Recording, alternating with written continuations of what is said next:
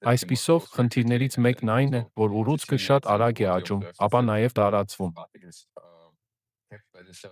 Եվ մենք նկատեցինք, որ այս մասնիկները պահպանվում են բջիջների կողմից նույնիսկ բջջային բաժանումից հետո։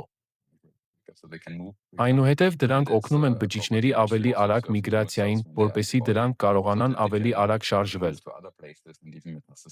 Եվ սա այն հատկությունն է, որը մենք նկատում ենք նաև ուռուցքային բջիջներում, երբ դրանք գտնվում են մարմնում, այնպես որ դրանք կարող են տեղափոխվել այլ վայրեր և նույնիսկ մետաստազավորվել։ Եվ այսպես, մենք պետք է ենթադրենք, որ այս ուռուցքային բջիջները կարող են հիմնականում օգտագործել նաև մարմնում եղած պլաստիկը, բազմանալու և տեղաշարժվելու համար։ Երբ ես անցա այս պլաստիկի թեմային, մտածեցի, որ մենք այստեղ ներմուծել ենք նյութ, որը պոտենցիալ թունավոր է, որը պոտենցիալ կուտակվում է տարիների, տասնամյակների, դարերի ընթացքում։ Այսպիսով, գուցե դա շատ երկար ժամանակ ազդել է մեր առողջության և նաև էվոլյուցիայի վրա։